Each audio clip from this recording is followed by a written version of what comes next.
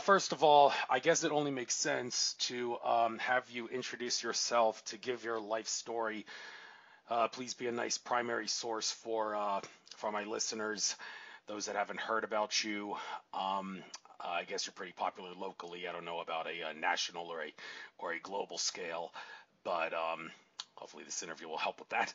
So, for those that haven't heard about you and aren't familiar with your work, and what happened to you in your life that caused you to have a spiritual awakening, please enlighten, please educate. You got the floor. Take as long as you need. I'll put myself on mute and I will not interrupt you. You're awesome. Thanks, Andrew. Interrupt anytime with questions. I love having a dialogue. I was raised in a strict religion. I was raised Jehovah's Witness.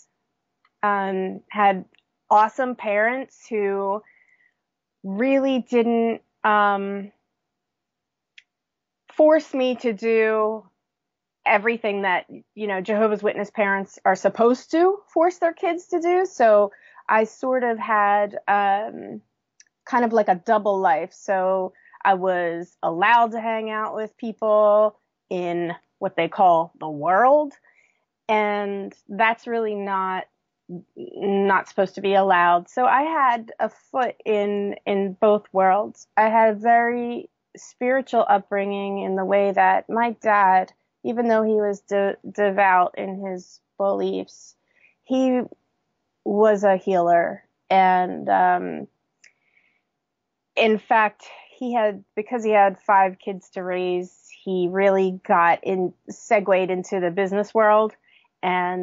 But when we all grew up, he pursued his passion and became an acupuncturist and herbologist and studied botanicals and all this great energy work.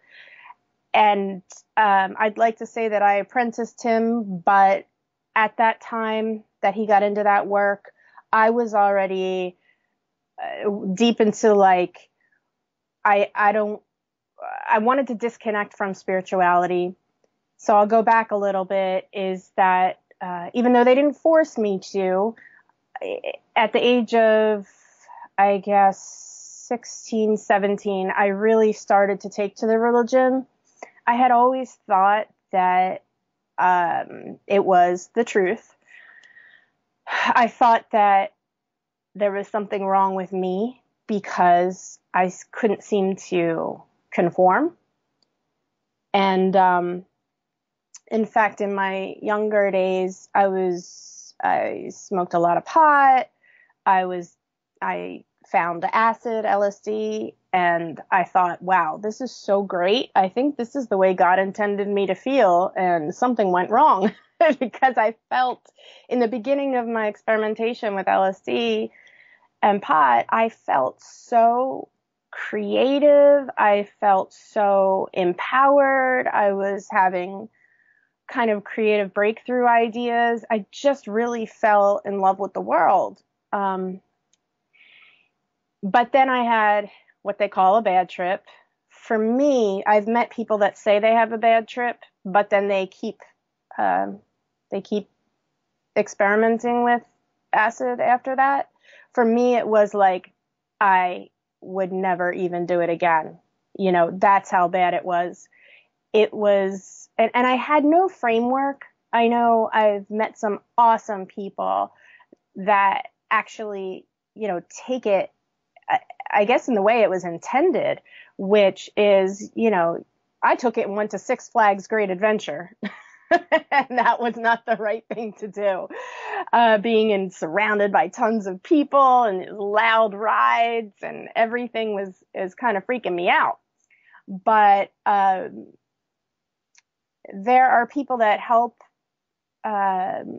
folks that want to experiment with these things, these mind expanding experiences, and help coach them through it. I had no frame of reference like that at all. So when the bad thoughts started to hit and I started to go down that path, it was super, super bad, to the point where I couldn't even smoke pot after that. It brought it all back.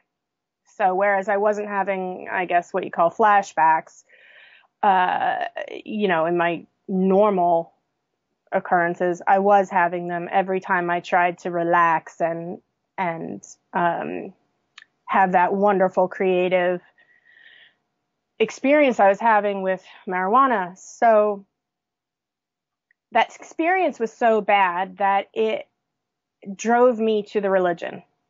So even though I had been raised around the religion, I was going to 3 meetings a week, I was still doing my own thing. But when that hit, I said, oh my goodness, I really need to, like, they were right about everything. The religion was right about everything. These things are bad. Look at all the pain and suffering it's caused me. I really want to clean up my thoughts, clean up my life, and really, really try. So at 17, I got baptized into the Jehovah's Witness religion. I really, really tried to be a good girl and do everything the right way. That's the way that I thought I should. I got married. A bit of personal information, maybe TMI, but I think it's very relevant, is I was a virgin when I got married. So I thought, wow, I'm doing everything so right. This is going to be a blissful life. And it really wasn't. It was a lot of trouble after I got married. Just, I won't go into detail about that. That's for another time, I think. But it didn't flow like I thought it should. I wasn't getting the payback that I thought I should. In retrospect, now that I know that how you conduct your thoughts is the life that you'll draw to you. And my thoughts were very self-critical, very, you're not doing enough, you're not good enough, you're not enough, you're always falling short. And I'll tell you that, as you probably know, Andrew, there's people that can be in a religion, even a strict religion, and when they lay their head down at night, that religion gives them peace. It gives them a way to explain the world to themselves. They look forward to a better day when God's going to come and make everything great, and that gives them peace. That did not give me peace. I struggled a lot with my thoughts. Every time they read a scripture that said anything about you should be doing this, you should be doing that, I just felt like, gosh, I can never do enough. I can never be enough. And even if you do all these things, there's a scripture that says probably you may be concealed in the day of his judgment. So I was like, what? What kind of, life is that? So I started to say to myself, you know what, I'm not even going to worry about the future, because the witness religion really is about, again, a better world that's coming. So you're living for where they don't believe you're going to go to heaven. The majority are going to go back to earth and live this peaceful paradise on earth. I was like, I'm not even caring about the new world. I just want to get through today. And so I thought that at the time, my thinking was that if I just obey the Bible, that's my guidebook that was given from God to man about how to have a good life and how to have a peaceful life. And soundness of mind was my really big, that was number one on my wish list. I just wanted peace, inner peace of mind. And I wasn't getting it from that. But what really pulled me away at first was I fell in love with someone other than my husband. And, he had his own trappings. So we got divorced, and I started to experience kind of like a different life. And I had always looked at people who went to college and had fun and been like, well, I guess, kind of like the dormitory life and just really enjoying their kind of teenage years, their young 20s. And I thought that was so superficial. But when I turned 24 and 25, I was like, give me that. Like, I just want to try that out. and see what that's all about. So I moved to Arizona, 2,000 miles away from anybody who could see me doing the things I wanted to do. And I thought that someday I would go back to the religion. I thought that I just had to, make my own decisions. I literally said, I want to make my own mistakes. I want to make some mistakes. I was viewing them as mistakes. And that led to creating a beautiful life in Arizona. And I lived there for 12 years. And I thought, what I was told was that when you leave Jehovah, you're going to leave his protection and you're going to be in darkness and things aren't going to go right. And I experienced the opposite. I excelled in my career. I had joy from being away from spirituality. So I totally left spirituality behind. I really just wanted to focus on the here and the now. And I even got tattoos on my wrists. My left wrist says here, my right wrist says now. I didn't want to think about the past and regrets. And I didn't want to think about the future and have a lot of the fear that I had. I had no idea about any world religions like Buddhism or Hinduism, or I had a vague idea, but the ideas that I was taught was that they are, they don't have the truth either. So I felt like, well, if they don't have the truth and the thing that I thought was the truth isn't the truth, I don't want any of it. So I really, really took a big break. And then I would say towards the end of my 12 years in Arizona, I was just thinking about this the other day. A friend recommended Daily Om to me. There's this email that would get sent to you in your inbox, and it would have all these kind of spiritual ideas, but they really fed them to you in a very normal, not kind of like a woo-woo way, that would seem to me something I could write off as spirituality. It was very much about making tangible changes in your thoughts and tangible changes in your life.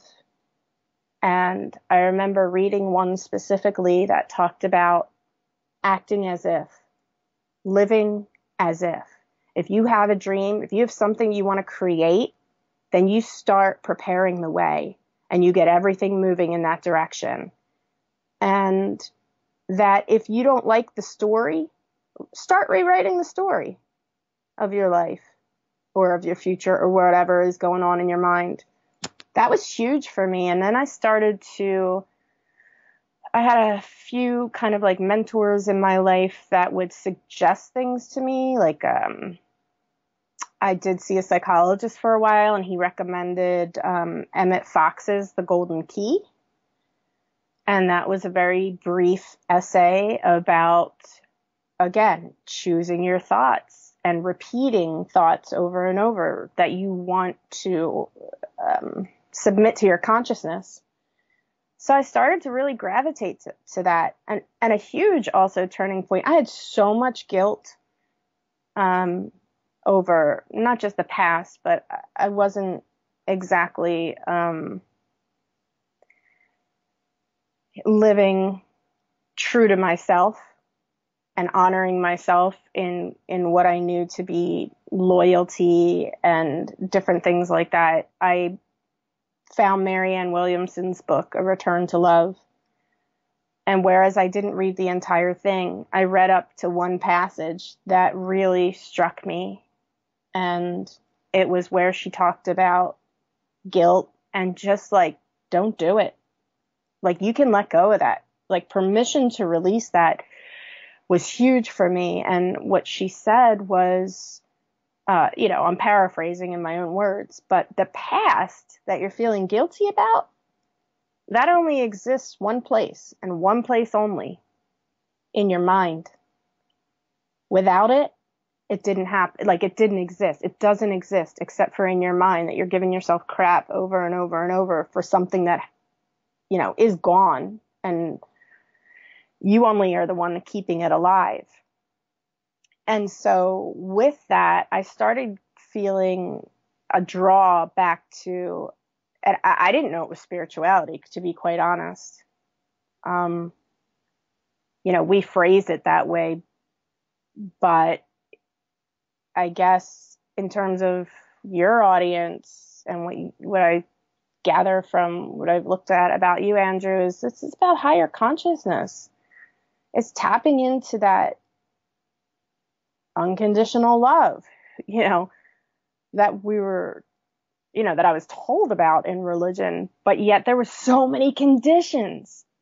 There was even a procedure in the religion I grew up in where if you did something that was considered a sin, or even if you were unsure if it was a sin and it was bothering your conscience, you were hindered in your prayers. Your prayers may not even be listened to until you confess it to the elders. And so I had multiple experiences with the elder body, where I thought, again, I was doing the right thing by saying, brothers, I need to tell you something, and I thought that by doing that, then my prayers would be answered and then my life would go right. It's very difficult to be in that situation, because whereas you're trying to, I guess, unburden yourself, which is funny. I have watched that series. I think it's on Netflix, The Path. And I identified with some of it. It's about a cult. And they talk about, oh, can I unburden to you? And that's kind of what it was, except it had repercussions. So if you would unburden yourself, they would say, okay, how do you feel about it? They might even ask for the gory details. I mean, very specific details. And then you leave the room and they make a determination about how they're going to admonish you. And it's sometimes they're encouraging you, but if it was bad enough, they're going to punish you. So I was, at the end of that for a while, I had a private reproof once, which means you're punished, but nobody knows about it. And so some of your privileges are taken away, as far as being able to contribute in the Kingdom Hall. But the biggest one came when I confessed that I had marriage, sex outside of my marriage, and I felt terrible about it. I was confessing about it, but I didn't feel as bad as they thought I should. So they got to judge that, and they disfellowshipped me. When you get disfellowshipped, you lose contact. Your friends and your relatives that are Jehovah's Witnesses are not allowed to speak to you. And so, but you do have the ability to appeal that decision, which is what I did. I appealed it, and I got it turned over, and I got it turned into public reproof, which means that they announced at the Kingdom Hall in front of everyone that they don't say what you did, but they say, Alyssa has been publicly reproved. So everybody knows you did something. It's kind of crazy, but it was intense stress, like intense. And so I was so happy to be away from that. I was really, there was a period of time though where I still felt, even though I was away from it, There's a period of time I felt like it was still the truth and there was something wrong with me because I just couldn't live that way. But someday I'd go back to it. But in my time in Arizona, I had so many experiences that just kept uncovering for me thread by thread. And I'm talking thread. Because it's such a mind control thing that, I would find out one piece of information and I would still be like, well, it's still the truth. I don't understand why that happened, but it's still the truth. So it was like, it had to unravel for me after many, many years. So I finally came to the understanding for me that it wasn't the truth. And like I said, I started to find out these really soothing things that did feel to me like honey to the soul. And I moved back home to Pennsylvania and made some big, big changes in my life, all for the better, and started to leave that burden of guilt behind. Not entirely, but, again, piece by piece it happens. And one of the biggest turnarounds for me, one of the biggest blessings, if you will, was I was in a new relationship with my husband that I'm married to now, but it was early on, and there was, I guess in relationships, you're trying to find your voice, you're trying to find, you're trying to combine energies together, and there was a little bit of friction and unhappiness, even though I was convinced this is the love of my life. It always had been. So I really wanted to work on that and feel, again, seeking after that peace of mind. And I got together with a girlfriend that I had been to high school with in Happer Horsham High School, not far from probably where you grew up. And she recommended Louise Hay to me, who is a New Thought leader. She just passed away last year at the age of 91. And she recommended that I just put on Hay House Radio as an internet radio, just like while I worked, leave it on in the background. Maybe I would get some new ideas and some peace of mind through that. And she also turned me on to a lot of other things, sacred geometry. And so she was kind of like an earth angel to me. It was great to, the blessings of Facebook, right? I would have lost total touch with her, but we found each other on Facebook, got together, and she really helped me to tap back into that spiritual side, I guess, but in a very soothing way. Again, when I started to listen to Louise Hay, I can't even express to you how it really transformed me into being so much softer and kinder and gentler to myself. I had always been a peacekeeper and trying to uplift everyone else, but inside I was, the messages and the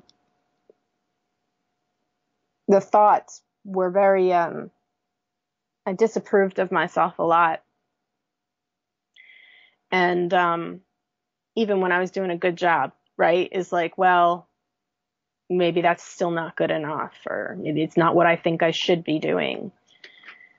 And Louise Hay's speeches, especially there's one called How to Love Yourself, which just soothed my soul, because she goes over, sometimes it's a list of 10 things, and sometimes it's 12.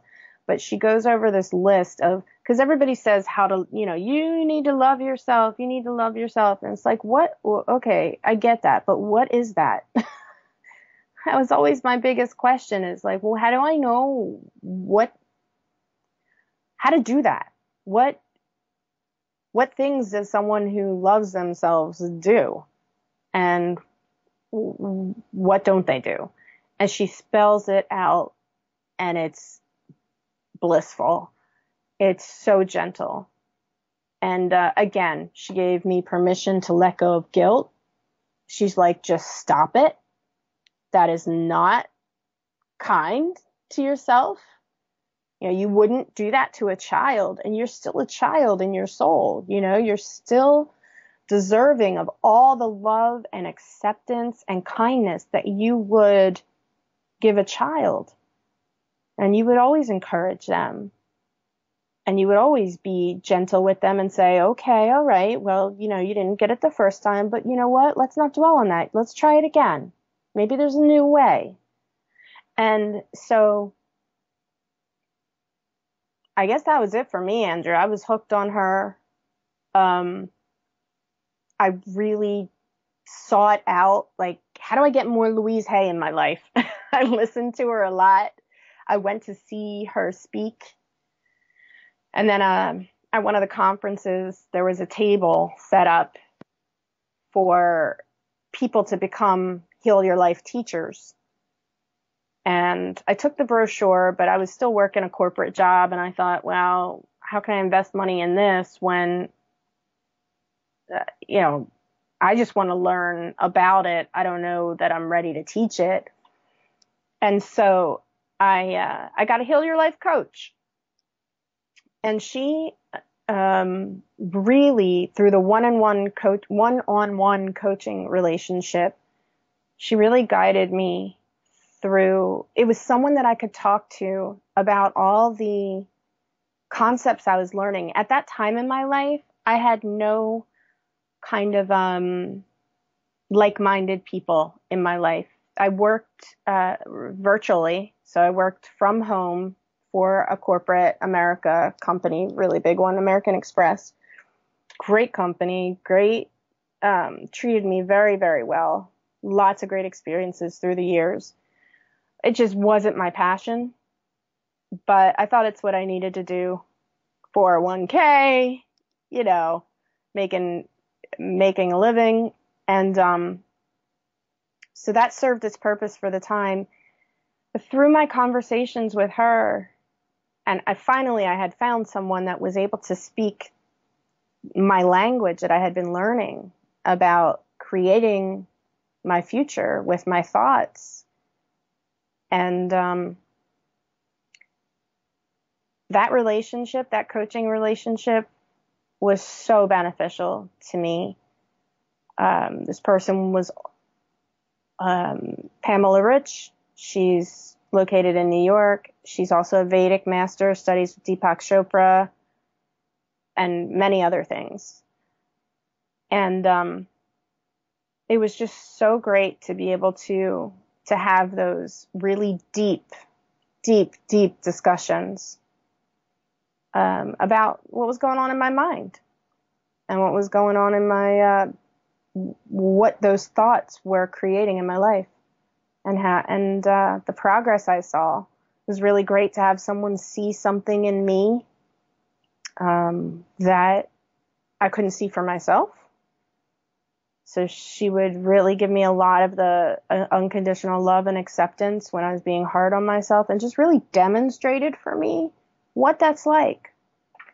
And, you know, for instance, I bring that up because it's like in the past, like I told you, when I would go to unburden myself to these people that were supposed to be my spiritual kind of, you know, soothers, instead you got a big old slap on the hand that really would, did not feel like love. Contrast that with my Heal Your Life coach, who would be like, you know, stop beating yourself up for that. Do you realize how hard you are on yourself? I'd be like, wow, no, I didn't realize that, you know? And so she really helped and supported me through it, to the point where I started to say, you know what, I really want to take this training. I want to be a Heal Your Life coach.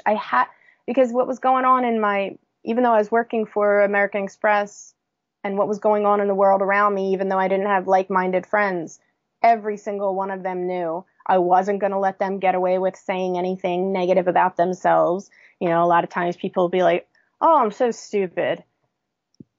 Or, well, you know how, it's hard to get ahead, or it's hard to earn $1, or easy come, easy go. And I would just stop them in their tracks and be like, okay, you can believe that if you want, or why don't we believe this? Why don't we believe that it's easy to make changes, or that, what it may be true for someone else, but it doesn't have to be true for you. What do you want to create? So I was having these discussions with the people at work, with the people in my life, and I just couldn't stop talking about the things that were changing me and changing my life. I manifested a job in which I was supposed to get a pay decrease, and I didn't. I wasn't supposed to get a raise that year, and I did. I manifested a situation where in that new job, everyone else in my peer group that had the same job, like around the country, because I serviced a certain group of people, the other people in my position were bogged down and like complaining about too much work. And because I had been doing my mantra, my affirmations, my visualizations, and even mirror work, where I would look in the mirror and say, I have a really great paying job that uses my natural talents and abilities. I love and respect the people I work for and with, and they love and respect me. I have a great work-life balance. I would go on and on with the things that I wanted to create, and they started to come true in a world where everyone else was overwhelmed with work. And it just started to fill my life with ease and flow, to the point where I manifested a severance pay. And I had people saying, I can't believe they're letting you go after 19 years. Like, aren't you pissed? I said, no, because I did this. I was ready to go. And the universe was giving me green light after green light after green light, saying, you go do this. Go follow your bliss, basically. Start teaching this work. So I took the training. A year after I took the training, I started to assist with the training. And I started to assist Sandra Filer, who is the East Coast teacher for the Heal Your Life Louise Hay training certification, as well as coaching certification. It was amazing that she called on me to assist her after just 1 year under my belt of being a Heal Your Life teacher and coach. Her and I clicked right away at an event. And so when she needed someone, she reached out to me. So 1 year after I took the training, here I am assisting with the training. It was a dream come true for me because, like I said, I love this work so much, I just wouldn't be immersed in it. So using these teachings, I've just been able to create that peace of mind that I was after so long.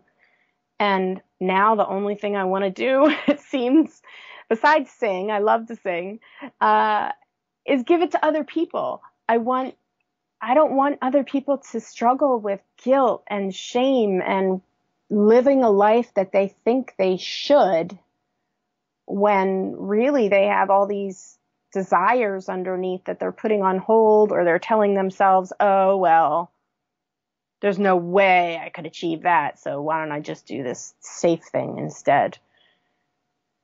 So I've been coaching people and doing workshops in the area, and then also through a telecourse that I hold.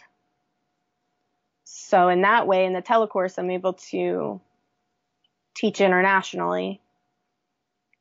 And it's just the best work ever. It doesn't feel like work. The part that feels like work is where we have to, create the events and create the ads and the marketing for it and the website, right? But other than that, when I am in session and when I am in workshop session, I'm just in my bliss, and I just see people's light bulbs going off left and right, and they'll tell me, "Oh my gosh, I never thought of it that way," or they'll contact me. Even I had someone contact me, I guess it's been 9 months after one of the workshops, and she messaged me, "Call me, please." I was kind of scared. I was like, "Call me, please." Like, is something wrong? And instead, she wanted to tell me how she was out and about and had an epiphany that the work that she did in the workshop that I taught has totally changed her outlook so that things are going smoother. And it was just like the best phone call ever. And the latest thing I'm doing is teaching teens. I wish I had this when I was a teenager, when I was struggling through kind of suicidal thoughts. I say kind of because I knew that I would have never done it, but I did write out a will and I did fantasize about it. I just knew I couldn't do that to my family, and I didn't even know how I would do it, but I wanted to not be here anymore. I just, it's funny because people that know me in my life now, they're like, "Oh, it's easy for you to be positive. It's easy for you to be happy." I just laugh and I think, oh my God, if you only knew, how much I struggled with that and how much that was my heart's desire to have an easy mind. It's not 100%. It's a thought by thought choice. There are days when it's harder than others to get in the zone, or the vortex, as Abraham Hicks calls it, which I love. They've also been a great teacher of mine in helping me make a lot of positive shifts, mind shifts and life shifts. So now I am coaching teenagers and so tweens and teens. I coach them one-on-one. And I just held my first parent-teen workshop last month, and that was really awesome and fun. So I think that brings us up to current. Thank you very much. I love it when I have someone who can give an interesting and educational life story without the need for me to interrupt and taking up a lot of good show time. This is great. I love it when this happens. And I got jotted down a few things there that I think are worth talking about before I start using your websites and blogs to raise some questions. But first of all, Louise Hay, I did attend, it was in 2016, one of the Hay House events that was in Philadelphia. Got a couple of people at that program to be guests on my radio show. Definitely worthwhile. Learned a few things there. Got a couple books for free, and I read both of them to make the most of it. I listened to some of Louise Hay's talks on the net that are being uploaded on some of those YouTube channels that help with everyday advice and empowerment. One of the more interesting things that Louise Hay said, makes for good radio conversation, was this whole thing about probably is not in our best interest to buy lottery tickets.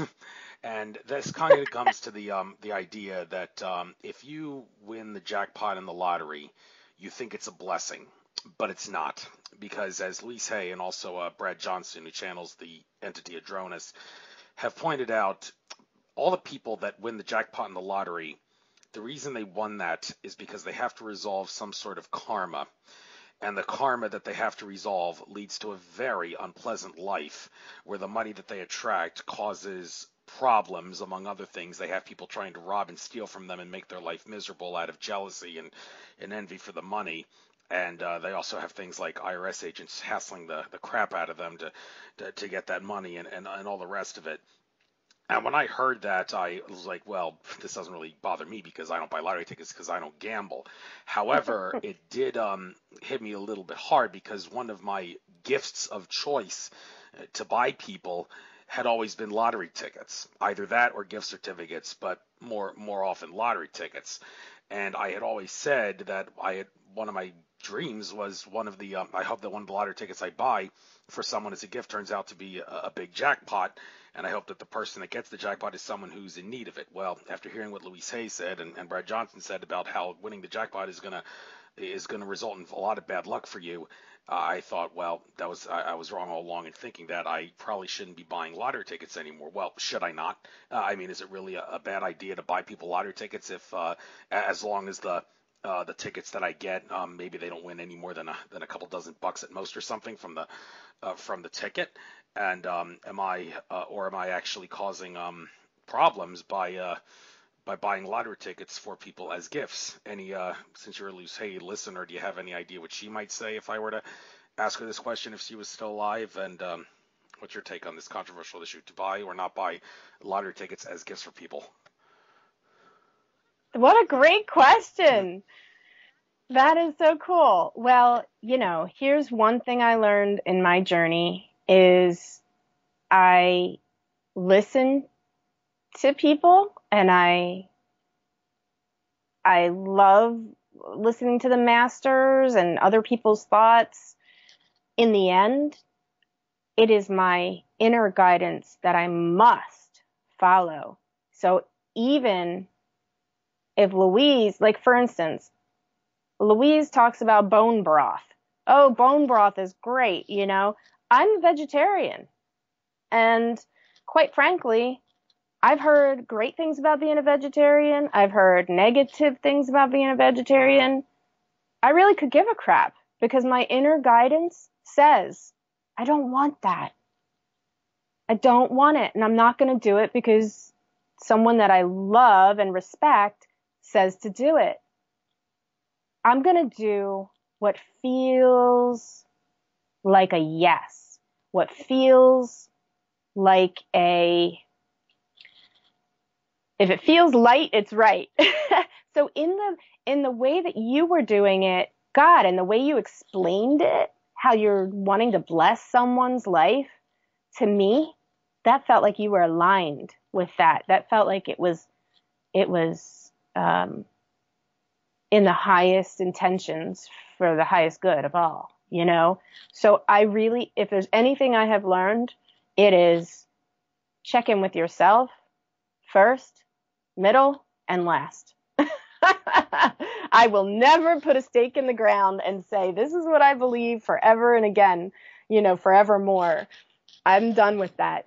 I get to change. So if buying the lottery ticket on Monday feels like the right thing to you, and then a month goes by and you're going to buy those tickets again and something feels like, then your answer has changed. But you are the answer. You are. Yeah, that's what they all say. You are the answer, and people hear that and say, "Well, do I have the intuition? Do I have what it takes to find the answer on my own?" Well, if you doubt yourself like that, you're going to have problems, of course. But as the consciousness of the earth rises, people have more faith in their abilities, no doubt. Well, since you mentioned you're a vegetarian, I guess this is another thing that makes for great talk. The whole controversy of if you're going to be a vegetarian, do you want to be the kind of vegetarian that will still eat dairy products and or eggs, or do you want to go strictly vegan, no animal products?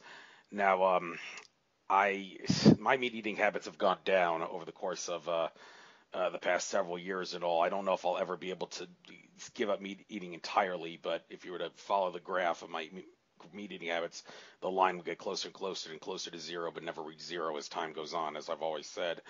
But I don't really know if it's should people go as far as becoming vegan, because I had a somewhat close friend of sorts who decided to go not just vegetarian but eventually vegan, and I had to ditch him as a friend after meeting him one day after having like not met him in person, like talk with him in person for a year, just talk with him over the phone.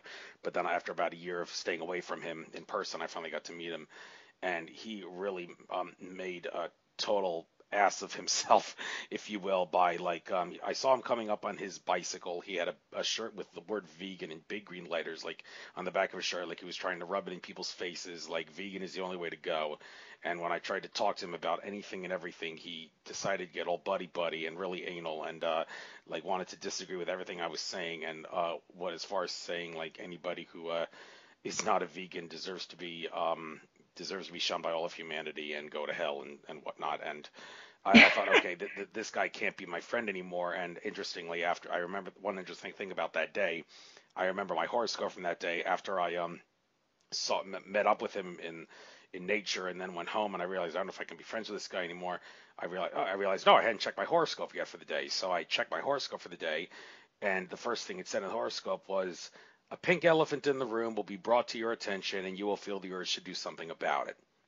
And I was like, okay, well, okay, that's all I need to know, that this guy can't be my friend anymore. This is the big elephant in the room based on the horoscope. And I didn't say anything to him ever since, except for maybe one time when the Eagles were about to win the Super Bowl, and I said, "Go Eagles," and that was about it. So, but okay. So anyhow, the idea that a lot of people who go vegan are going to become total assholes because they feel that this is the only way to go.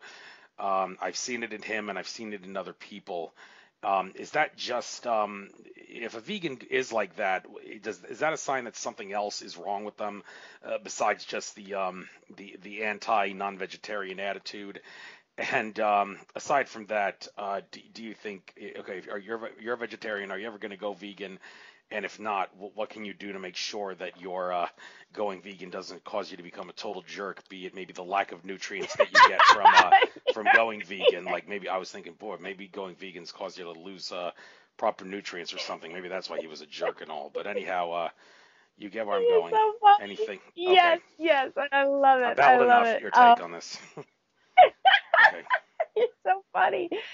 Um, so I have been vegan before. I spent about 4 years vegan, and prior to that, I had done many attempts at it. And if you're going to be vegan, right now is a really good time in as far as your choices of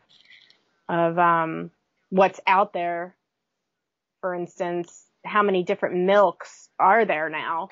You know, even at your coffee shops, they'll be able to accommodate you. So it's a really nice time to make it easier, I would say. I think that it really depends on the person, you know, and you have to honor yourself. The thing is, when you honor yourself, how about honoring everybody else's freaking choice? You know, I have to say that my vegetarianism is about the animals. It's not, you know, I got diagnosed with something and then I was really trying to lower my cholesterol or anything like that. It has always been about the animals.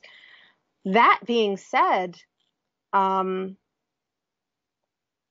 anytime I have tried my hand at kind of like protesting, it just never felt right. And I thought, you know, again, what's wrong with me? What's wrong with me that I can't even see the things that I'm fighting for? Like I cannot look at certain things, factory farming and all that stuff. But it cleared up for me this understanding. And by the way, I will say that my husband is a pretty strict vegan in the way that, you know, everything we buy in our household, as far as shampoos and things like that, and our food, clothing, we make a strong attempt to be vegan as much as possible. and where that has um, come into my consciousness as far as, is this always the right way? Well, I'll tell you that I went to a museum, I think it was in Seattle or someplace out west, where they collected all the things that washed up on the beach and they made beautiful art with them. But the intention was to show you that this stuff doesn't dissolve. You know, it's just out there. And I had a real big eye opener because I was like, oh, I have to get vegan shoes. I have to get vegan shoes. And one of the sandals that I love, they put it up on the wall with their beautiful display of saying, like, this is never going to disintegrate. This vegan friggin' sandal that I love so much is never, it's PVC or whatever kind of plastic. It's not going anywhere. So it created within me this thing like, okay, is this really the right thing to be doing? Bringing all this plastic into. So basically, you just got to check in with yourself and allow other people to do the same. I think what's amazing about Abraham Hicks, Esther Hicks, is when they give the analogy of someone saying, I don't want Tabasco in my pie. And then she says, well, don't put it in your pie. And the person says, well, I can't even have it in the kitchen. Get it out of the kitchen.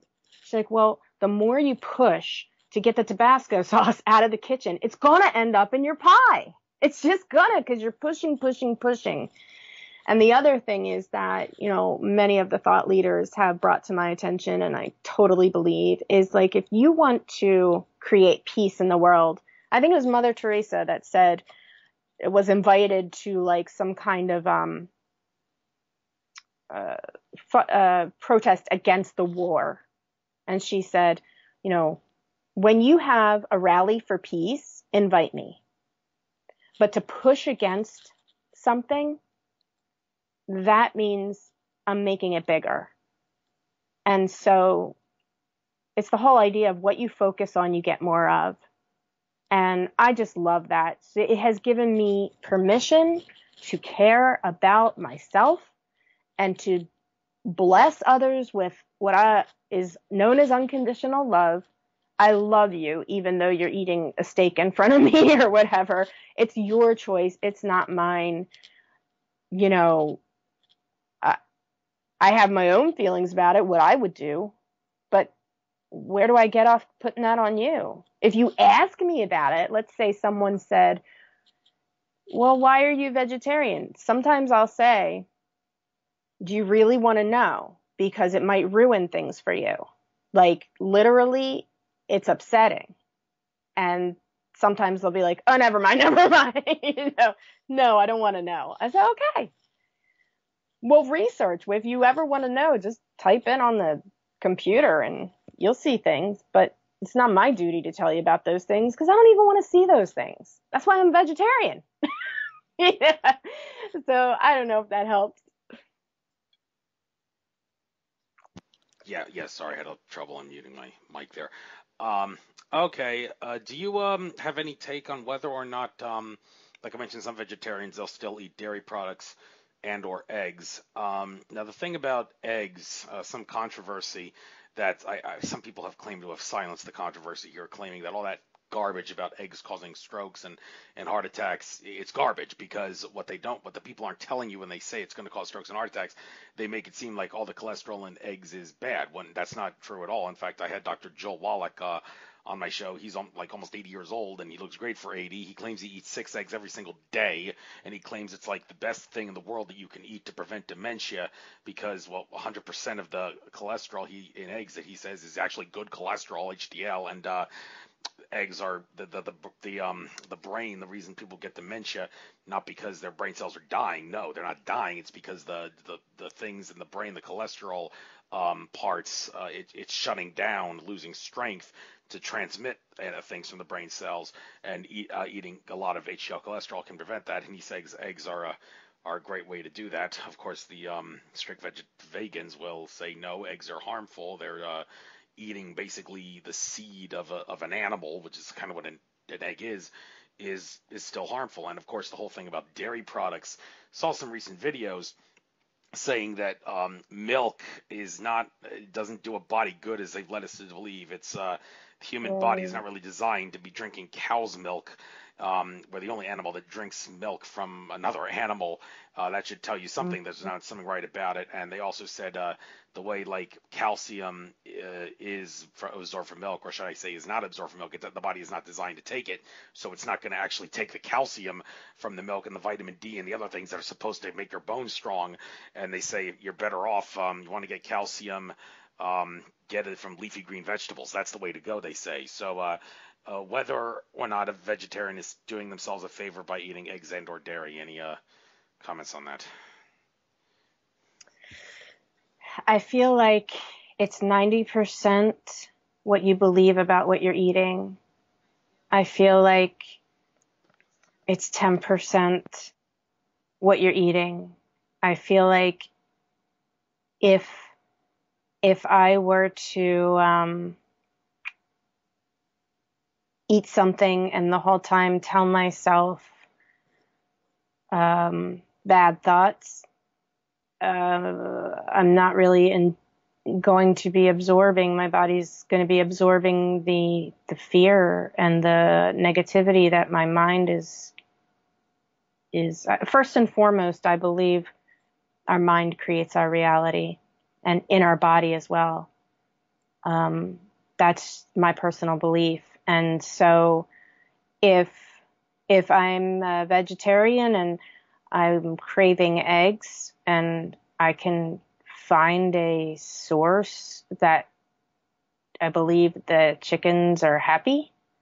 I have a girlfriend who raises chickens, Jill.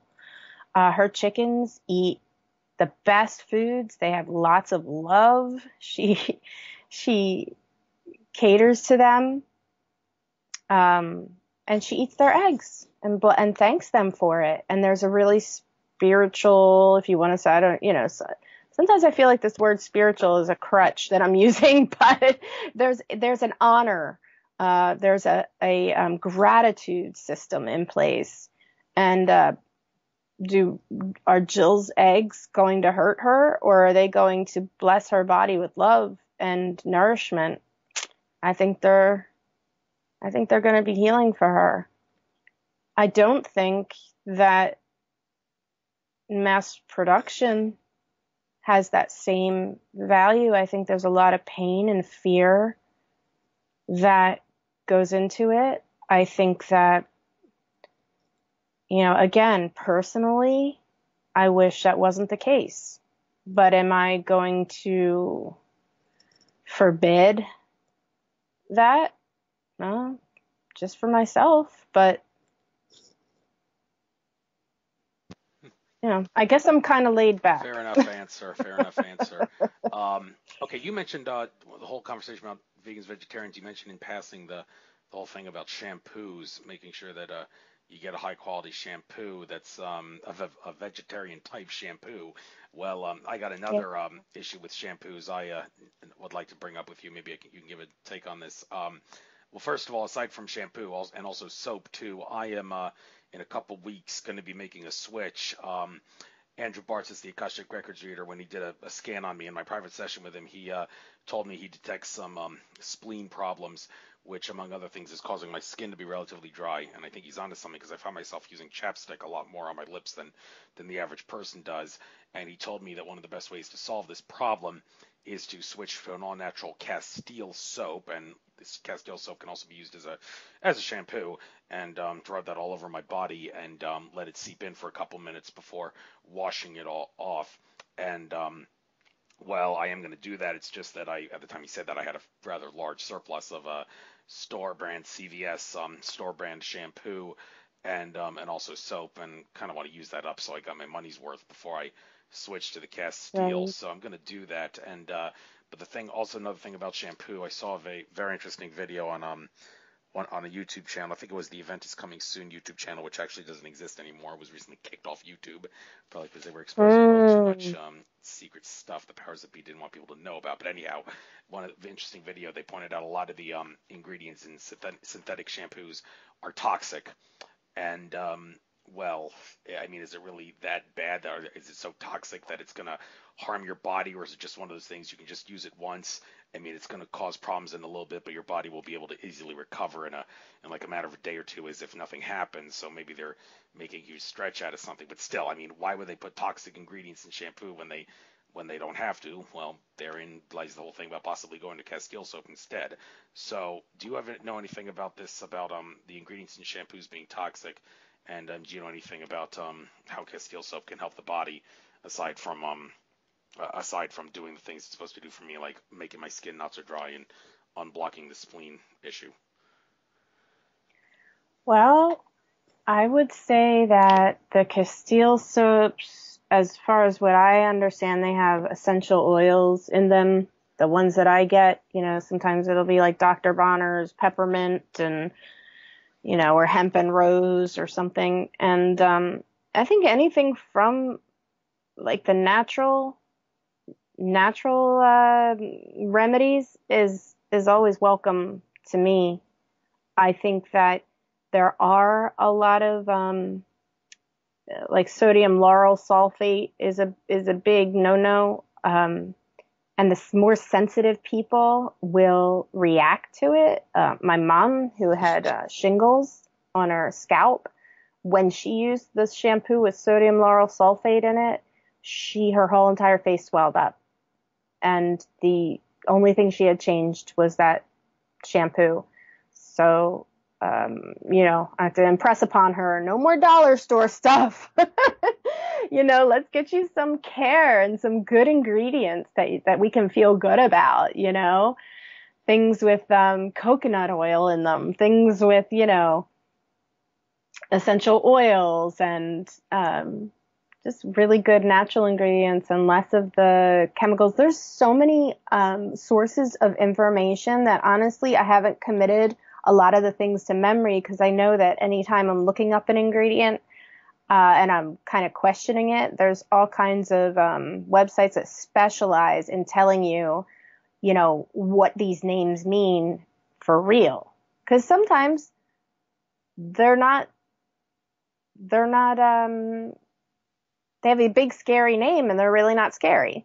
Or they have a big scary name and they're really scary about what's really in them. So I think the best thing that we can do is start to educate ourselves and to find a brand that works for us. Like when you go to switch to natural, I will say that in my quest to switch to natural, I have to try a bunch of things. And, they're not always the cheapest products because I guess they're charging higher quality or charging for the higher quality and the better ingredients. So sometimes you make an investment and you're like, darn, that conditioner did not condition, but you have to play around and then see what works for you. Yeah, I mean, that would be my best advice. And if you have someone that uses it, you could say, hey, can I try, get a little baggie or something, say, can I try a little bit of that before I go and buy it? Because it is the truth, you have to try something before you see if it's. Now, are you doing any other work on your spleen?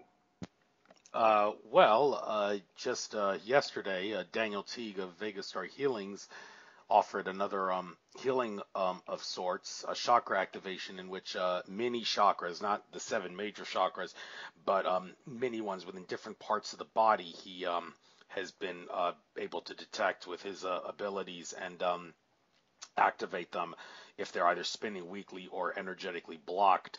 And my endocrine ones were spinning weakly, and he said that's kind of where the spleen would fit into somewhat.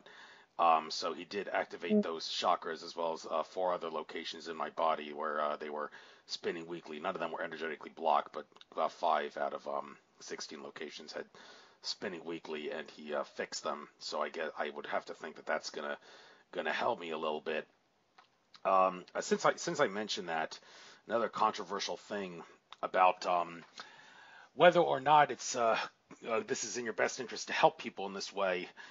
Um, some people say that doing spiritual work on people that don't want spiritual work is basically a sin. You should not try to do spiritual work on people if they flat out don't want it. If they want to not be spiritually healed, then don't bother healing them. However, ever since I found out that getting lottery tickets for people is not a good idea, according to Louis Hay says, one of my gifts of choice has been to ask Daniel Teague of Vegas Star Healings to do spiritual work on people, be it cutting cords, balancing chakras, removing timeline hooks, and other Mm. things like that.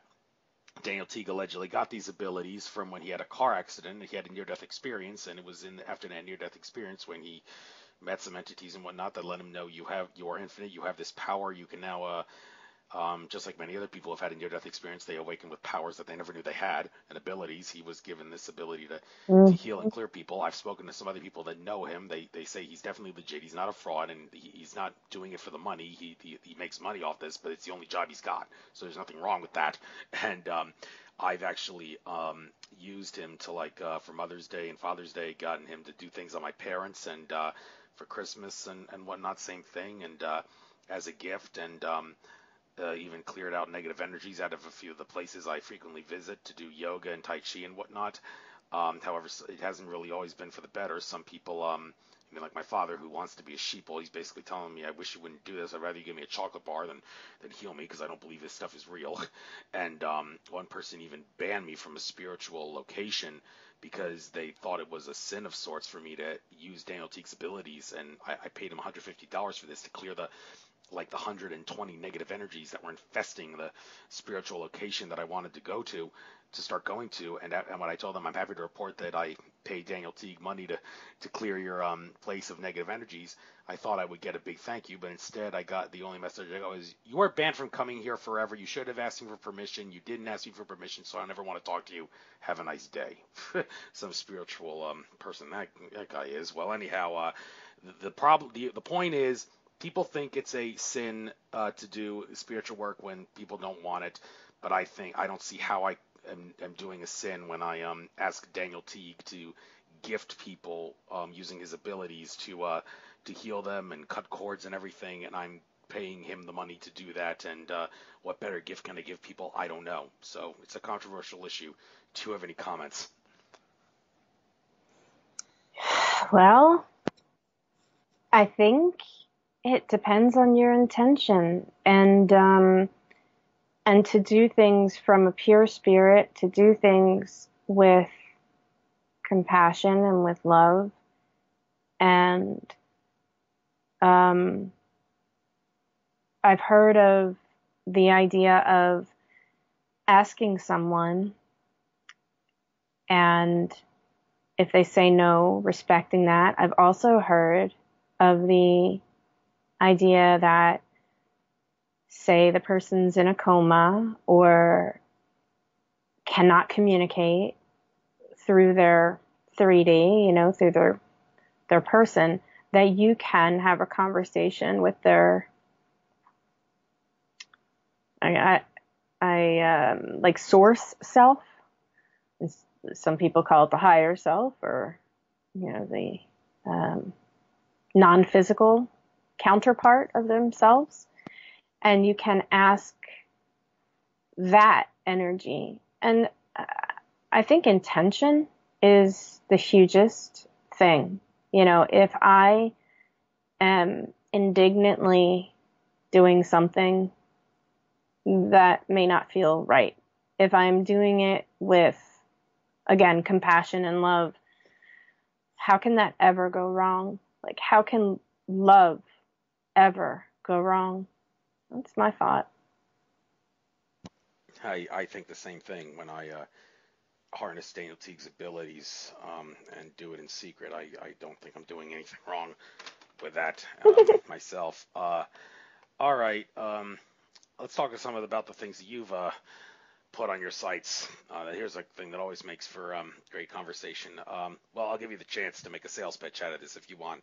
Your I should healing sessions. By all means, get into what that is. But before you do that, one thing I want to discuss the I should thing.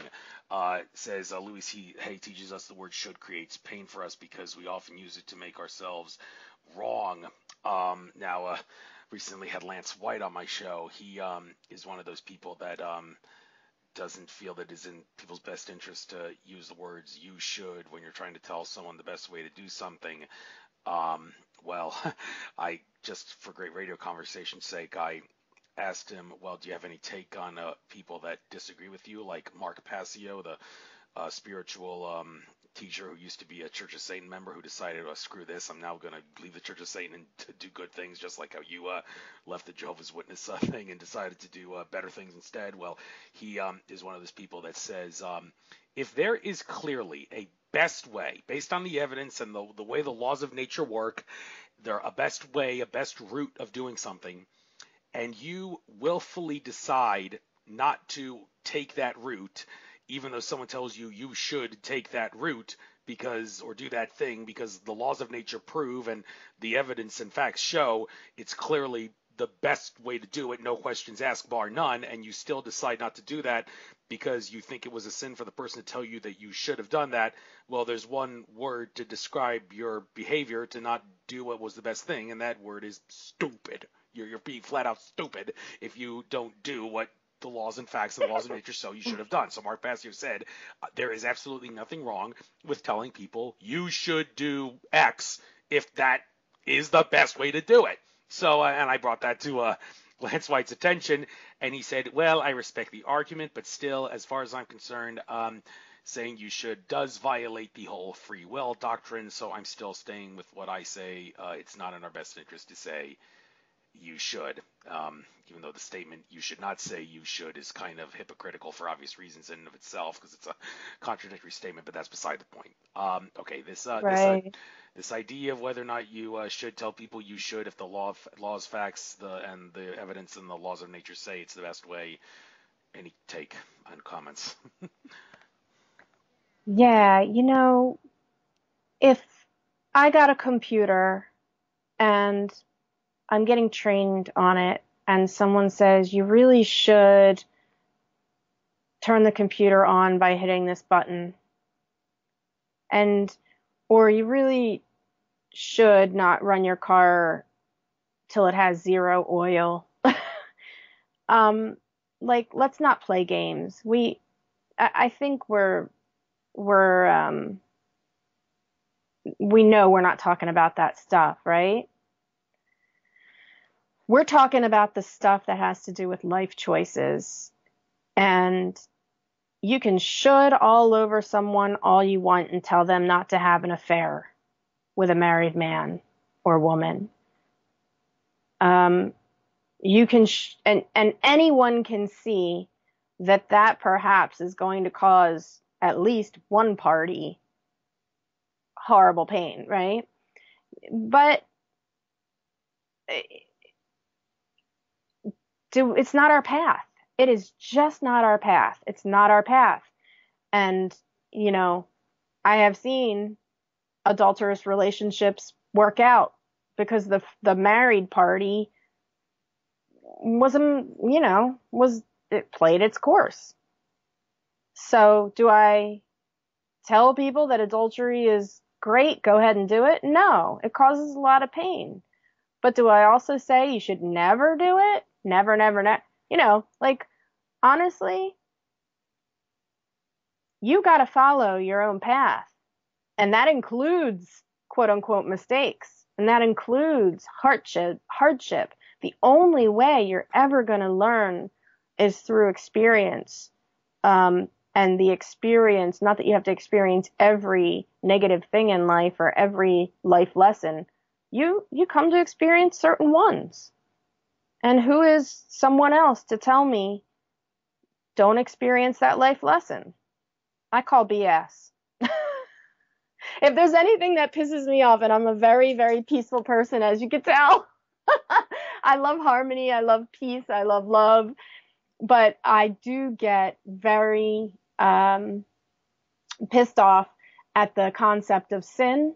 I get pissed off at the concept of um, someone pushing their views on someone else. You know, I can teach, and if someone doesn't want my teachings, well, then I wish them all the love and peace on their path. You know, I hope their path goes smoothly. There's not just one way. There's a zillion ways. As many people as there are is as many ways as there are to live and to get to bliss. So, yeah, I'm kind of laid back. Thank you, thank you. I guess next thing worth us discussing, by all means, why don't you make a sales pitch right now out of this I Should Healing session?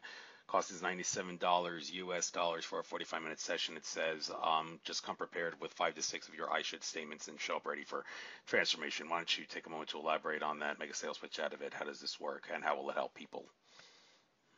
Awesome. Thanks, Andrew. Um, the I should session is one of my favorites. It's just really powerful in making a big shift.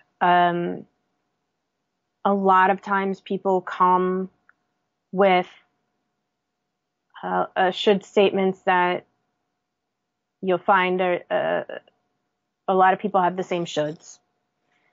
Um, I should save money better. I should be more organized, whether that's at work or about cleaning the house. I should be a better, like whether it's wife, mother, um, daughter, whatever. A lot of people have self-judgment, self-criticism about how they are treating their loved ones. A big one for mothers is I should be more present in when I'm playing with my child, not thinking about, oh God, get this over with so I can do the dishes and then I want to get some sleep. They really want to be present with their child. And yet some of the shoulds are someone else's voice. They're not yours. So for instance, I should go back to school. Maybe it's someone who has this really great career trajectory that they're on, but they never got their college degree. Maybe they even started it and they really feel like they should go back to school. Sometimes we find out that they really don't want to. It's just what they thought they should do. It's been hanging over their head, and sometimes it just feels so good to just let that go. There's a lot of I should quit smoking, I should lose weight, I should stop eating junk, I should treat my body better, I should start exercising, I should do yoga, I should meditate. And when they list those 5 or 6 in the session, I get an immediate intuitive hit immediately. So you could list for me 6 different things. They could be related. They could be all separate things of your life. And I'll get in my body, I get a feeling of that's the one. And I say, okay, we're going to work on this one. Is that okay with you? Because usually in a 45-minute session, we're going to dig deep on that one. And we're going to uncover whether it's something that you really want. Is it someone else's voice? If it is your voice, say it's something like, I really should be doing yoga, for instance. Well, why? Why should you be doing yoga? Well, and then they'll start to tell you, well, I feel good when I do it. I feel like I'm not only in touch with my body, and my body really needs the stretching. I should be more active. I feel like it also puts me in a sense of peace. And they start to to tell you all the reasons that sound really good. Sometimes it's hard for a person to go down the path of good, and they'll just start to tell you the reasons why they should in the form of what has manifested in their life that they don't want. Like, my body is stiff. I have just become a couch potato. I paid for the gym or the yoga studio. I pay for it and I don't even go. They'll just start to tell you everything that's wrong, basically, that is spurring on the should. And what I like to do is create for them the choice. Because the truth of the matter is, if you really wanted to, you could. So we changed should to could, right? And basically said, okay, is that true? If you really, really wanted to, could you go to yoga? And say, well, yeah, it's true. All right. Well, why aren't you? And we dig into why they're not. And we really get in there. And it's become one of my favorite things to do, because I've never had a session that didn't end up with total clarity about the thing that we've gone down.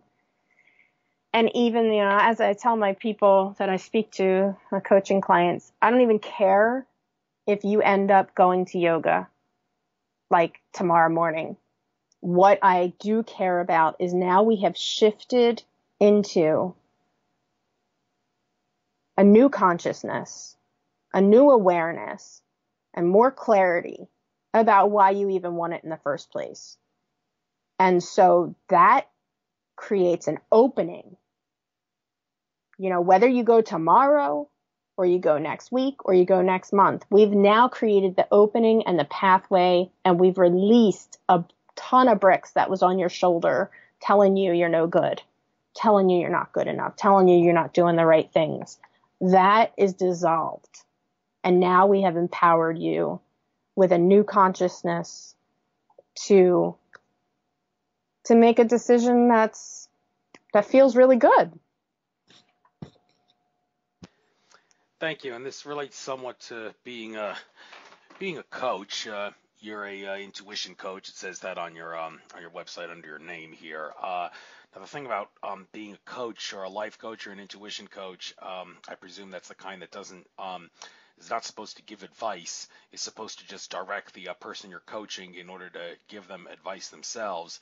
And that is completely different from the kind of coaching that I did when I was after I graduated high school. I decided to come back to school, so to speak, for a little bit, just to be a coach on the track team. I decided to coach the shot put and discus throwers on the track team because I was really good at that when I was in high school. And I figured, hey, I might as well be a good coach. Didn't get paid for it, only did in my free time when I didn't have to go to my other job and all. And I enjoyed it very much. And when I heard that coaches, like intuitive coach and life coaches, they don't give advice, that really jumped out at me, because when I was a coach, I gave advice all the time. So how are you supposed to what's the key to have someone create advice for themselves without you as a coach giving them advice? How do you do that? What's the secret? Well, the secret is, you're right, we are giving information. So the same way in our discussion today, I'm going to tell you,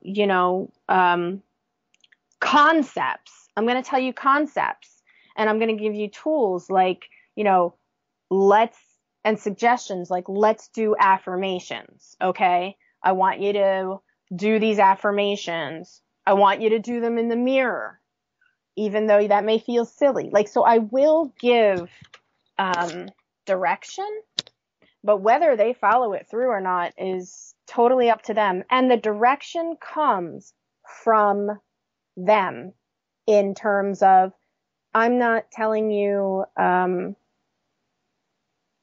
these are the 5 affirmations that everybody should do. And no, we are talking about you. and we're getting to the heart of whatever it is that you want to change, because I assume you're coming to a coach, there's something you want to change or shift. And based on what you tell me you want, we use those exact words in your affirmations. So you're actually doing the work that you kind of prescribe with my help. So my role is to ask really good questions, to not blabber about myself like I'm doing today. It's not about me. I don't spend any of the time talking about me unless there's a story that I can share. And then I ask, may I share a personal story? But, that's rare. It's all about, let's spend 100% of the time on you and your story and the story you want to create.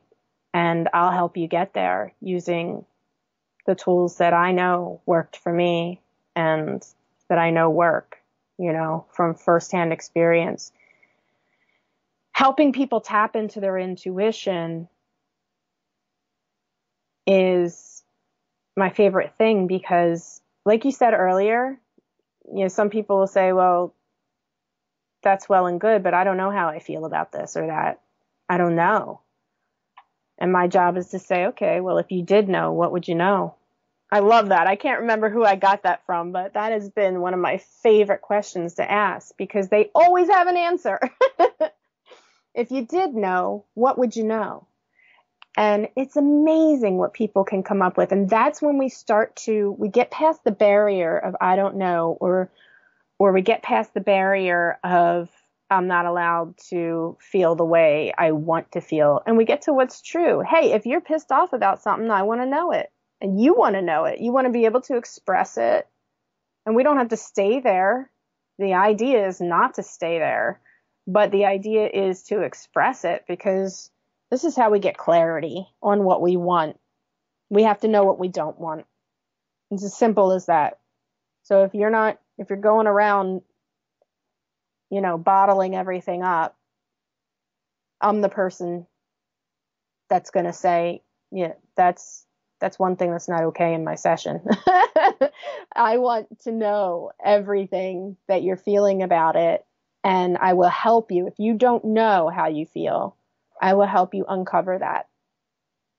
And building intuition and tapping into your own intuition is a muscle. Everyone has it. I believe it's not our sixth sense, it's our first sense. And we just have to keep it up, basically. Keep following, keep noticing. Did I feel that in my body? Did I feel that? Where in my body did I feel it? Sometimes we get like what I call the absolute yes or a full body yes. And you could feel it for me, that would be in my heart area and my stomach. And when that is unclenched, when my stomach is unclenched and when my chest is relaxed and I can breathe fully, that's a really good yes. A no would be I clench up and I could feel my stomach tighten. And it's like, nope. So we go over ways like that. And, yeah, it's just really building a muscle that everyone has. Thank you for explaining that. It's caused a lot of confusion for me, but that does make sense now, understanding it better. Um, Next on the list, creativity. Interesting thing about humans compared to the system of domination and control. Human beings have creativity, a creative imagination, and the system of domination and control, which ultimately is controlled by archontic forces, greys, reptilians, that kind of thing, negative entities of a higher, they say higher dimension of consciousness, but you could debate that. I mean, they're really higher. Are they just masquerading as a higher level when in fact they're of a lower consciousness? They are said to have no creative imagination. David Icke, in his books, he claims that he has explain the reasons why they don't have a creative imagination, and relative to humans, why they do have one. But the point is they need to utilize the ability of humans to have a creative imagination to help create the reality that they're trying to control us in.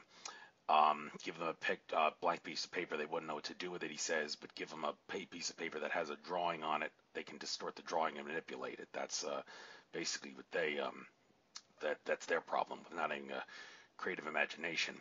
An interesting thing about creativity I've noticed too, another interesting fact, personal days, like you can determine your personal day number if you know what personal year it is for you based on your birth date and everything else you use to calculate date of birth.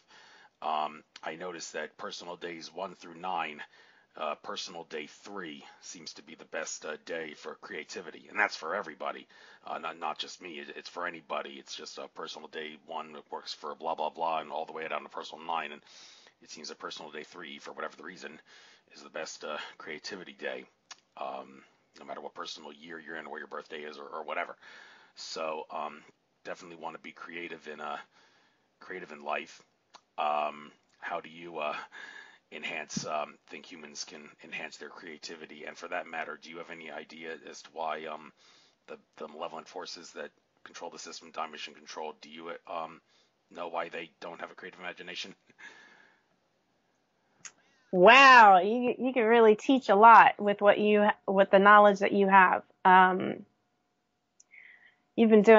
checked out your YouTube channel, and there's just so many deep conversations, and these 2-hour conversations that you have with people. You're like a plethora of knowledge about so many different things. And, I had not heard that before. So that's really interesting. I think the idea of, I don't know, I would have to think it had something to do with maybe there's no feminine balance in that type of creature. Whereas we as earthlings have the yin yang blend of the creative, what they call the, feminine side, and then we have the get things done masculine side. And so perhaps they don't have the feminine counterpart in their makeup. Yeah, just off the hip, that's such interesting stuff. And like you were talking about with the personal day numbers, another one of my mentors and close friends, Andrea Brock, who teaches and does shamanic practices and healing practices in Bethlehem, Nazareth. She gives a course each year on your personal days and like colors that go with each personal day. And it's a fascinating course that I've taken 2 times and still could study it again. Being that, how can we be more creative? Was that kind of the question? Yeah, that's the main question I want to know. Yes, how can we? Because well, interesting side note. You see goth kids like go to the mall rats. Often some people could say that's vampire kids when they shop at Hot Topic like that, but goth Right. kids. But there's also the goth kids, and the big difference between vampire and goth kids is big. Vampire kids, they're like that to be popular and get attention, but goth kids, they're goth kids because they are creative. In fact, I once saw a checklist of how do you know if you're goth. They say there's like maybe 16 to 18 things on different things, and they said if the number one thing on the list is not true with you, then you are not goth, even if all the other ones are true of you. And that number one was you feel the urge to be very creative. Go figure. So I'm making that what you will. Just thought I'd throw that out. But yeah, I how love can that. you enhance your creativity regardless of whether or not you're a goth person or not? That's super cool. I really like that. So I'm a former Hot Topic shopper, and sometimes I still hit it up. But the yeah, it always fascinates me when I have a friend or a client or someone I come across that says, "Oh, I'm not creative," and I look at their outfit, and a lot of times they have like jewelry and makeup on, and maybe they've picked out this outfit, maybe they have like a purse, just like that's, female, but like maybe it'll be a guy, and you know, there's a whole man cave decorated like with cool stuff. I'm like, I don't know that people really always get the concept of creativity and all that it entails. Yes, it's the artists and the poets and the musicians and the dancers and you know, the creative industry people. But it's so much more. It is really so much more. And it's about really self-expression. How are you expressing yourself? And sometimes it's the clothes you wear. And, if that's where you want to start and that's all you got and you don't work for UPS and have to wear the same outfit every day, that, that's creativity to me. The way that someone's house is decorated. Again, I've seen women that say, "Oh, I don't have a creative bone in my body." And then I go in their home and I'm like, "What the hell? Like, this is amazing." There's, bookcases with tchotchkes decorated in the right place. And it's just like, wow. I think I'm a creative person, but my house doesn't look like this. So I think first of all, it's expanding our view of what creativity is, and just knowing that it's about self-expression, and it comes in so many ways. You could be a creative dialoguer by just the words you choose. It's so many different things, and how to tap into it more is first acknowledging it within yourself. Absolutely. Acknowledge it. And then for the people that are already gifted with it, I teach vocal lessons, and I'm a singer, and I teach at School of Rock in Doylestown, which School of Rock is awesome. I have singers as young as 7 and as old as one of my students is going to turn 16. But a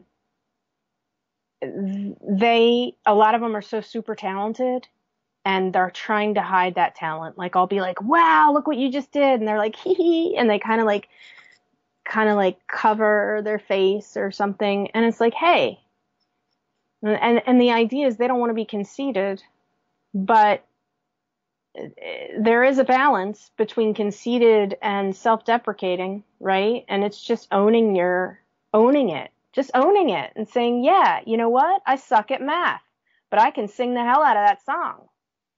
Just own it and allow yourself to be creative and allow your creativity to shine. It's that whole quote by Marianne Williamson that sometimes gets miscredited to Nelson Mandela, but it's about, who are you not to be brilliant, beautiful, talented? You're a child of God. Who are you not to be these things? Don't worry that you're going to do something so well that it's going to outshine other people. Go ahead and let your light shine, because by you doing it, you give other people permission to do so too. And so if you go ahead and express your creativity and shine and say, yeah, I will sing in front of everybody, or yeah, I did paint you this picture, or whatever it is, own it. And you give other people permission to do the same. So I think it's been a beautiful lesson for me too, because I've always, in the past when I was younger, I really didn't want people to look at me when I sang. It was hard for me to sing in front of people, yet it was my dream. It was such my passion and such my dream, but I was really in my own way. And yeah, it's something I've had to learn and outgrow. Interesting, interesting take on that. All right, we still got time for some more questions. About maybe 15 minutes or so before we'll call it a night. A couple of subjects here. You mentioned you used to take psychoactive substances, always a subject for great conversation. Yes. Specifically, the idea right now, whenever usually I talk about this on my show, it's the issue of whether or not it's in our best interest to take them in order to, among other things, get more creative, or whether it's Mm. in our best interest to try to learn how to get high on sobriety. Now, I bring this up because well, among other things, some people wonder why they're not dreaming. Why am I not remembering my dreams? And I ask them, well, you think maybe you're smoking a little too much Mary Jane? I know a few people who have given up pot entirely, or cut down on it. They don't give it up entirely, and instantly by either giving it up or cutting down on it, they remember more dreams. Is that an accident? No, it's not. It's the price you pay for being high when you're awake is less ability to remember dreams at night. Also, Jim Delacoli, prominent astrologer, I said a couple times in his videos that I've watched, when he talks about eclipses and equinoxes and whatnot, he says a lot of you who have a schedule of your psychoactive and theogenic substances may be tempted to take them during these eclipses and whatnot, to enhance the experience. But I caution you, I say don't do that. When you do that, when you're getting high on these substances, it actually makes it harder for the positive energies of the eclipse, or the galactic alignment, or whatever it is, or the numerological powers of that day or whatever, to influence you. He asserts it's actually better to, if you're going to do a substance, a psychoactive and theogenic substance for enlightenment or whatever, it's better to take it on a day that doesn't have a major astrological alignment, or not a numerological significance, in order to spice that day up and try to get high on sobriety on the astrologically significant days, so you can allow the energies of that day to influence you better. Even my paternal grandfather, who I was channeling through a psychic one time, I once jokingly said, "Is there anything I can do to maybe get in touch with you better, Grandpa? Like maybe go down to the local pharmacy and buy a big bottle of over-the-counter cough medicine, chug it. Will that help me get in touch with you better?" And he said, my grandfather laughed, the psychic did, but he said, "No, don't do that. I prefer you not do that. Not because I'm against the idea of using a substance like that, but also because when you're high on cough medicine or whatever, any substance for that matter, you make it harder for the entities to communicate with you." So that's another reason why they say stay away from it. But there are people who will assert that they benefit from that kind of stuff. Ayahuasca is like maybe the ultimate one there, in regards to cleansing your body, and also getting in touch with the higher levels of the third dimension of consciousness, if you will. Mm-hmm. So what camp are you in? The camp that says learn to get high on sobriety and suck it up and deal with it, or okay, take a psychoactive substance, but maybe people like Jim Delacoli are onto it when they say you really got to learn how to not take it during these significant events and whatnot, stay sober during those events, and maybe use it to spice up non-significant events. Any takes on this? God, it's fascinating. I had I not had my experience, which I'm learning to relabel, because labeling it a bad trip, um, it was an intense experience, put it that way. um, had that not happened to me, because I have learned about ayahuasca, and I've had friends who were totally had amazing experiences, and again, intense experiences, but amazing clarity brought on by it. It's very appealing to me. I think that were I to do something like that, I would, it would be in a kind of sacred experience, led in a beautiful place, led by someone who is skilled. And I just, for me, because I know that I've touched other realities before, and it would have been great to have a hand to hold during that time. And other than that, I again, I only speak for myself because I know that the experiences that I've had are, whether I rate them positive or negative, they have all led me to where I'm at now, and where I'm at now is pretty damn good. So I can't really tell someone else what to do. I can tell them that I don't think it's the best idea in the world to take 2 hits of acid and then go to Great Adventure, Six Flags, because I've done that. And I don't recommend it. But I've had an awesome conversation. I'm a connector. I love to connect people. And I had this great conversation with Daniel from his website that you might love talking to him too, is TAM integration. TAM is like short for, I think, Mount Tamalpais.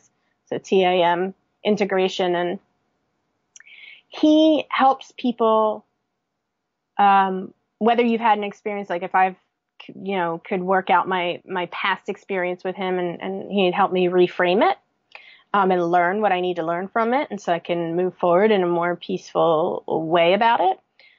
Also, if you're looking to have that type of psychoactive experience, he helps you with it. He helps you to have a peak experience and maximize the benefits of what you're looking to do. So I think that's really cool.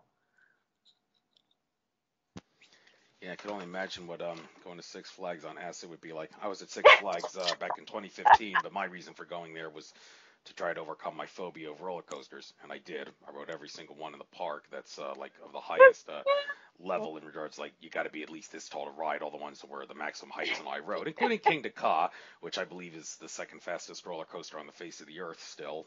Maybe in the years since, there's been a couple that have gone fast, that have been built that are faster. I don't know, but anyhow, it was definitely worthwhile to go there, and I don't think I'll ever have a phobia of roller coasters again. That's awesome. Yes, definitely worth it. Now, I guess maybe one more subject, and then we'll call it a night. Law of attraction. We could talk all day about this. You're all about manifesting. It says so on your site. Ways to manifest what you want in life. At the Greenshire event, one of the other speakers there, Simona, drawing a blank on her last name. I should know her name because I actually got her as a good guest on my show. She wasn't able to do a reading on me because I came to the event late, but I also saw her at the Delaware Valley University event on June 30th. She was able to do a little reading on me, and she said 2 things about me. 1, I see great unicorn energy in you, and 2, I also, problem for you, I see a lot of anger. And I said, well, I like being mad, and I do. I don't mean that in a really truly negative way. When I say I like being mad in the Alex Jones of InfoWars sense of I like being mad, in the sense that I love that feeling of like having an iceberg on me and using all my anger to get it off me, and using that anger as a way of helping me defeat the evil forces. And I have always asserted that I am not giving the evil forces any power by trying to talk about them and expose them and whatnot, because my intention is always to put a stop to their agenda. And as long as my intent is to put a stop to their agenda and not do it for attention or money or publicity or anything like that, then I am most definitely not giving them my power. However, she asserts that by being angry when I do that, I am, from a law of attraction standpoint, not manifesting the best things that I could possibly manifest. And I'm like, well, how could that be? If I like being mad, and I think I'm doing myself a nice favor and doing the world a favor by trying to use it to put a stop to bad forces, how am I hurting myself from a law of attraction standpoint? Well, I don't know. Maybe you can help me understand that. How am I, if what I say is the case, that I like being mad, how am I, like Simona asserts, keeping myself from attracting the best possible things I can from the law of attraction? And do you also have any comments about the destiny tuning phenomenon? Like, you can use the law of attraction as much as you want, but if you're not tuned your frequency and radiating out a frequency to the universe that says, I want this, and you have things like subconscious and subliminal blocks that prevent you from getting what you want, then you're not going to manifest things law of attraction style. You have to find ways to unblock those things to destiny tune properly. So I guess maybe we'll finish on this note.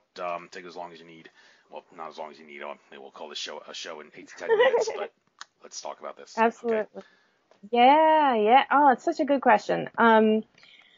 Law of attraction is always working. So it's not just when we say, oh, I really want this, let's use a tangible example. I really want this new red sports car. And so I'm going to put it on my vision board. I'm going to picture myself in it. I'm going to spend time imagining, the smell of it and everything. So it's not just in those moments. Those are intentional moments, but, law of attraction is always happening. Always, always, always, always.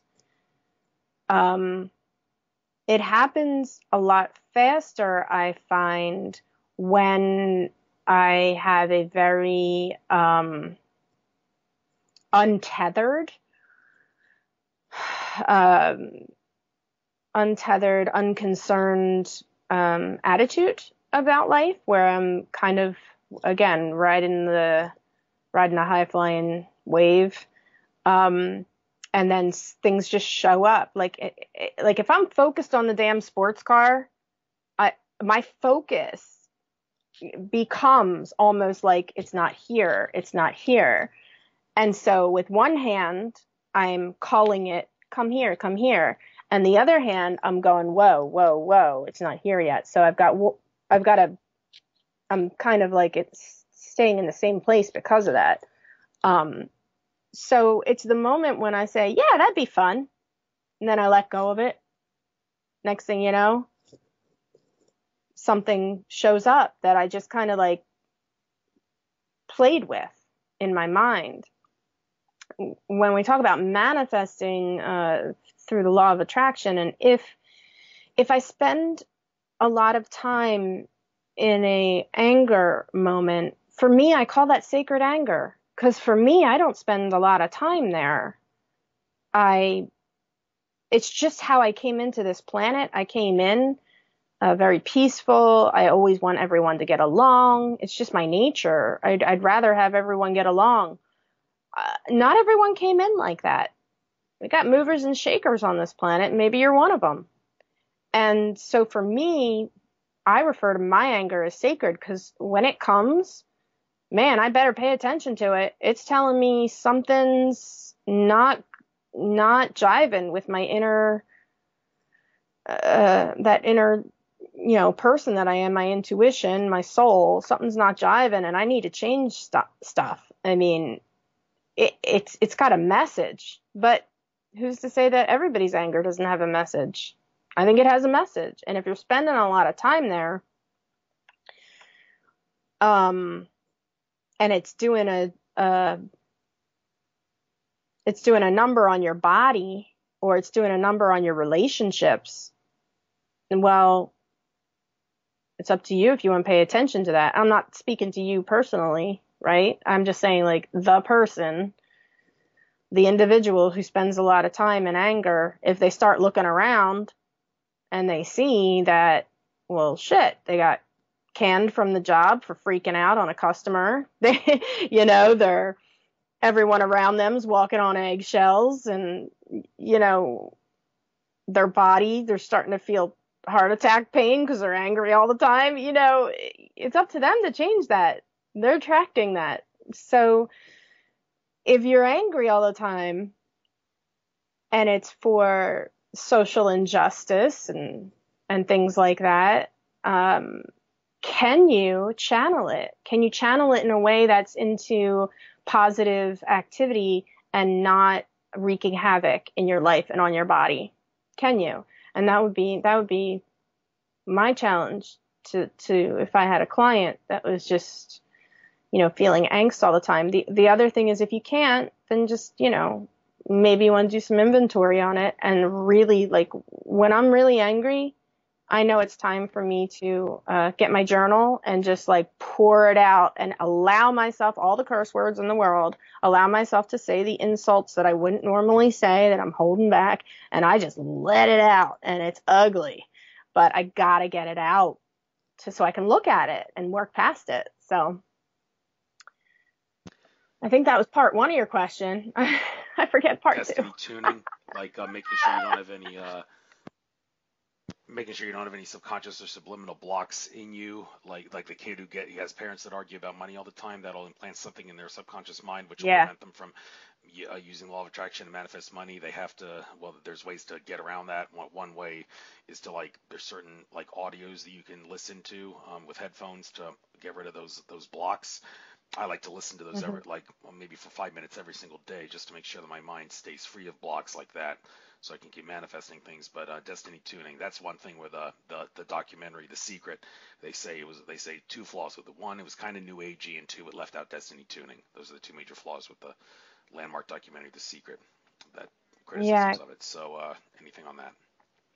Yeah, I'm with you. Again, it's that come hither and then pushing it away with the belief that, a contrary belief. So that is my work a lot with my clients, and it's my own personal work, of course, to see, okay, if I have something that I desire and it's not coming about, let's look at what my beliefs are about that. Like you mentioned, money is a great one. So if I believe that, if I have a contradictory belief that says, people with money are assholes, well, then maybe I'm not going to manifest a bunch of money because there's a part of me that's just not aligned. It thinks that I'm going to turn into a big jerk.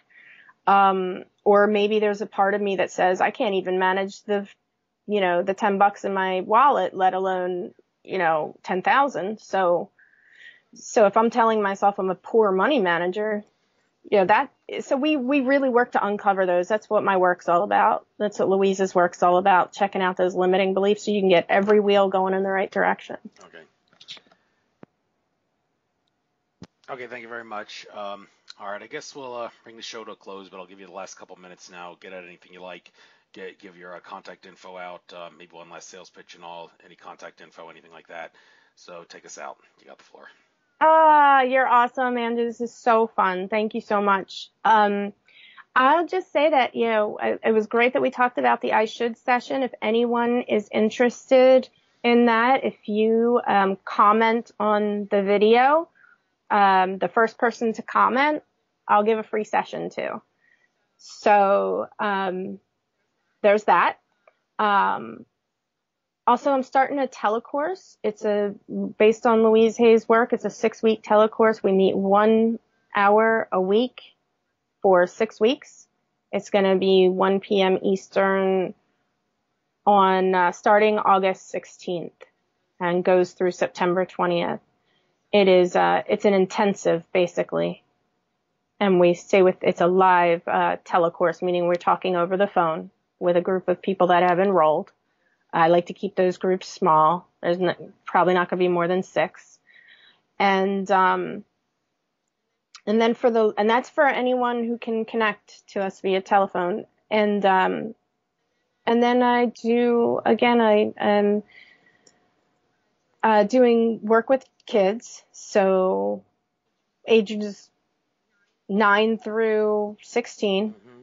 And, the next class for them is coming up, going over chakras for the kids. That's in person at the room in Ottsville.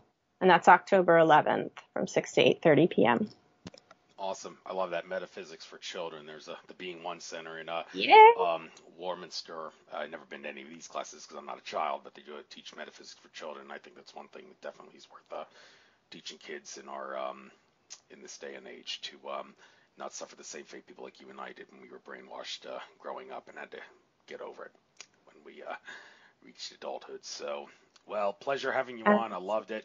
Yeah, fascinating guest to say the least you were. I will I have to transfer this interview to a form that can be uploaded to YouTube. I will do that tonight. I may not be able to upload it to YouTube until tomorrow, but when I do, I will send you a link posted on your Facebook timeline wall. So have a wonderful night. Enjoy your weekend. Good luck on everything you do, on your future endeavors and whatnot. Enjoy the rest of your trek to infinite consciousness. Sayonara. Goodbye. Take care now. All right. Thanks, Andrew. You rock. You too. Take care now. Bye-bye. All right. Take care. Bye.